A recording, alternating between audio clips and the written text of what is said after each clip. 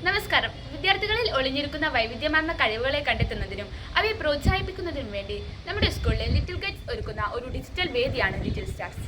കൊച്ചു പ്രതിഭകളെയും അവരുടെ കഴിവുകളെയും പരിചയപ്പെടുത്തുന്ന ലിറ്റിൽ സ്റ്റാർസിലേക്ക് ഏവർക്കും സ്വാഗതം. പുസ്തകങ്ങൾ വായിക്കുന്ന കുട്ടികൾ ധാരാളമുണ്ട്. എന്നാൽ സ്വന്തം ചിന്തകളെ മനോഹരമായ വാക്കുകളാക്കി മറ്റുള്ളവരിലേക്ക് എത്തിക്കാൻ ശ്രമിക്കുന്നവർ വളരെ വിരളമാണ്. അത്തരത്തിൽ ചെറുപ്രായത്തിൽ തന്നെ എഴുത്തിനുള്ള അഭിനിവേശവും സർഗാത്മകതയും കൊണ്ട് ശ്രദ്ധേയനായ ഒരു കൊച്ചു മിടുക്കനാണ് ഇന്നത്തെ നമ്മുടെ ലിറ്റിൽ സ്റ്റാർ. 7ാം ക്ലാസ്സിൽ പഠിക്കുന്ന ധ്യാനു തന്റെ ഭാവനയും ഭാഷാ പാഠവും കൊണ്ട് എഴുത്തിന്റെ ലോകത്ത് ശ്രദ്ധേയമായ ചുവട് വയ്ക്കാൻ തുടങ്ങുകയാണ്. ഭാവിയിൽ മലയാള സാഹിത്യത്തിന് മികച്ച സംഭാവനകൾ നൽകാൻ നമ്മുടെ ഈ കുഞ്ഞു പ്രതിഭയ്ക്ക് കഴിയട്ടെ എന്ന് ആശംസിക്കുന്നു. ഇനി നമുക്ക് ധ്യാനൂപിനെ പരിചയപ്പെടാം.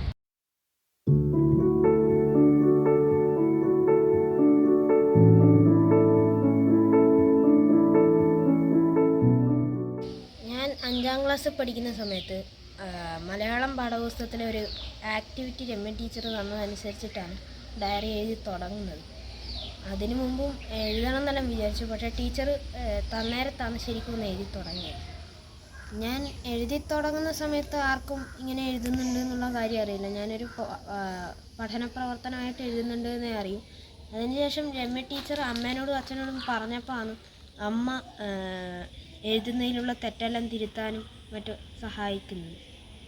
മുമ്പ് ഞാൻ അധികമായിട്ടും ഈ കുഞ്ഞു കുട്ടികൾക്ക് വേണ്ടിയിട്ടുള്ള കഥാ പുസ്തകങ്ങളായിരുന്നു വായിച്ചുകൊണ്ടിരുന്നത്. അതിനുശേഷം 5ൽ പഠിക്കുന്ന സമയത്ത് മാലി രാമായണം വാങ്ങി അത് വായിച്ചു.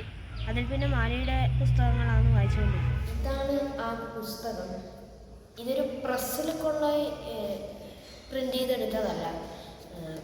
ഞാൻ 6ാം ക്ലാസ് പഠിക്കുമ്പോഴാണ് ടീച്ചർ ഇത് ഒരു ബുക്കാക്കി പ്രിൻ്റ് ചെയ്യണം എന്ന് പറഞ്ഞത്. അപ്പോൾ അതുവരെ എഴുത്ത് ഏകദേശം ഒന്ന് നിർത്താനായ സമയത്തായിരുന്നു ടീച്ചർ പറഞ്ഞത്. അപ്പോൾ വീണ്ടും എഴുതി തുടങ്ങി. എന്നിട്ട് ഒരുവിധം ടീച്ചർ ഇത് പ്രിൻ്റ് ചെയ്യാം, എന്നിട്ട് ഒരു സാഹിത്യകാരനെയൊക്കെ പരിചയപ്പെടുത്തി തന്നു. അദ്ദേഹത്തോട് അഭിപ്രായം ചോദിക്കാനും ഒക്കെ പറഞ്ഞു. അങ്ങനെ ബുക്ക് എഴുതുന്നത് നിർത്തി അവിടെ പോയി. അപ്പോൾ അവർ പറഞ്ഞത് ഈ പുസ്തകം ഒന്നുകൂടി മാറ്റി ഒരു കഥാപുസ്തക രൂപത്തിലോട്ടാക്കി ഡിസംബർ മാസമാകുമ്പോഴത്തേക്കും പ്രിൻ്റ് ചെയ്തെടുക്കാം എന്നാണ്. ആദ്യം ആ തീരുമാനം തന്നെ എടുത്തു എങ്കിലും പിന്നെ ടീച്ചർ പറഞ്ഞു വീണ്ടും ഞങ്ങൾ ബുക്ക് ഇങ്ങനെ തന്നെ പ്രിൻ്റ് ചെയ്യാം, ഞാൻ എഴുതിയതിൽ വ്യത്യാസമൊന്നും ഇല്ലാതെ പഴയ പോലെ തന്നെ പ്രിൻ്റ് ചെയ്യാം എന്ന് തീരുമാനിച്ചു. എന്നിട്ട് ഈ ബുക്ക് ടൈപ്പ് ചെയ്ത് കമ്പ്യൂട്ടറിലോട്ട് മാറ്റുന്നതിന് 3 ദിവസം, ശരാശരി 3 ദിവസം എടുത്തു. അന്ന് മുഴുവൻ ഞാനിതിരിക്കും, അച്ഛനത് വായിച്ച് കമ്പ്യൂട്ടറിൽ ടൈപ്പ് ചെയ്ത് നോക്കും. ഇടയിലുള്ള തെറ്റ് വാക്കുകൾ പ്രയോഗിക്കേണ്ടടുത്ത് പ്രയോഗിക്കാത്തതൊക്കെ മാറ്റി കൃത്യമായി അമ്മയുടെ സഹായത്തോടെ അതവിടെയൊക്കെ ചേർത്ത് വെച്ചു. അങ്ങനെ ആണ് ഈ ബുക്ക് ഇങ്ങനെയൊരു രൂപത്തിലോട്ട് എത്തിക്കാൻ സാധിച്ചത്. സനേഷ് മാഷാണ് ഇതിൻ്റെ കവർ ഡിസൈൻ ചെയ്തിരിക്കുന്നത്. നമ്മുടെ വിദ്യാലയത്തിലെ ഫിസിക്സ് അധ്യാപകനായ രാഹുൽ മാസ്റ്ററുടെയും ശ്രീമതി ദീപയുടെയും മകനായ ധ്യാനൂപ് സാഹിത്യ മേഖലയിൽ മാത്രമല്ല കലാമേഖലയിലും തൻ്റെ കഴിവുകൾ തെളിയിച്ചിട്ടുണ്ട്. വെണ്ണിലാവോ ചന്ദനമോ കണ്ണനുണ്ണി നിന്നഴകിൽ കനവിലെന്തേ പാൽമഴയോ കണ്ണിരാവോ കാർമുകിലോ നീലവാർമുടിയിൽ മയിൽ പീലിയോ പൂവോ മൊഴിയോ ചിരിയോ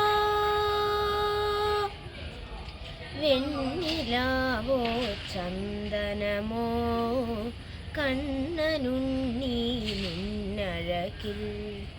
5ാം തരത്തിലെ കുട്ടികൾക്ക് പഠന പ്രവർത്തനങ്ങളുടെ ഭാഗമായി ക്ലാസ്സിൽ നൽകിയൊരു പ്രവർത്തനമായിരുന്നു ഡയറി എഴുതുക എന്നുള്ളത്. എല്ലാ കുട്ടികളും ഡയറി എഴുതി എല്ലാ ദിവസവും രാവിലെ അവർ ക്ലാസ് റൂമിൽ ഞാൻ വരുമ്പോഴേക്ക് ടേബിളിന് മേലെ വെച്ചിട്ടുണ്ടാവും. അപ്പോൾ എല്ലാ ദിവസവും ഞാൻ ആ ഡയറി വിലയിരുത്താറുണ്ട്. അങ്ങനെ വിലയിരുത്തുന്നതിനിടയിലാണ് വളരെ യാദൃശ്ചികമായിട്ട് വ്യത്യസ്തമായ ഒരു ശൈലി ഉള്ള ഒരു ഡയറി എൻ്റെ മുന്നിൽ എത്തിയത്. അത് ധ്യാൻരൂപിൻ്റെ ഡയറി ആയിരുന്നു. പിന്നീട് അവൻ്റെ ആ എഴുത്തിൻ്റെ ഭാഷയിലുള്ള വ്യത്യസ്തത കണ്ടിട്ട് ഞാൻ അവനോട് വീണ്ടും വീണ്ടും ഡയറി എഴുതാൻ ആവശ്യപ്പെട്ടു. അവനും അത് വളരെ താല്പര്യത്തോടു കൂടി മുടങ്ങാതെ എല്ലാ ദിവസവും ഡയറി എഴുതി. പിന്നീട് ഞാനത് ആ ഡയറിയുടെ അവൻ്റെ ആ ഒരു എഴുത്തിൻ്റെ കേവലം ഒരു 10 വയസ്സുകാരൻ്റെ എഴുത്തിനപ്പുറം കുറച്ചുകൂടി വിശാലമായ രീതിയിലുള്ളൊരു ഭാഷാ രീതിയായിരുന്നു അവൻ ആ ഡയറി എഴുതുമ്പോൾ ഉപയോഗിച്ചിരുന്നത്. അപ്പോൾ അതിലെ ഒരു മഹത്വം തിരിച്ചറിഞ്ഞുകൊണ്ട് മലയാളം അധ്യാപികർ കൂടെയുള്ള UP-യിൽ മലയാളം എടുക്കുന്ന ടീച്ചേഴ്സുമായിട്ട് ഞാനത് ചർച്ച ചെയ്തു. അപ്പോൾ ഞങ്ങൾ തീരുമാനിച്ചു ഇത് കേവലം ഒരു ക്ലാസ് മുറിയിലെ ഒരു ഡയറി കുറിപ്പ് എന്നുള്ളതിൽ ഒതുങ്ങുന്നതിലപ്പുറം മറ്റുള്ള കുട്ടികൾ കൂടി അവൻ്റെ ആ ഒരു രചനാ രീതി പരിചയപ്പെടണം എന്നുള്ള ഒരു തീരുമാനത്തോടു കൂടിയാണ് നമ്മൾ ഇങ്ങനെ ഒരു പുസ്തകം അതിൻ്റെ രൂപത്തിലേക്ക് ആ ഡയറിയെ മാറ്റിയെടുക്കാൻ തീരുമാനിച്ചത്.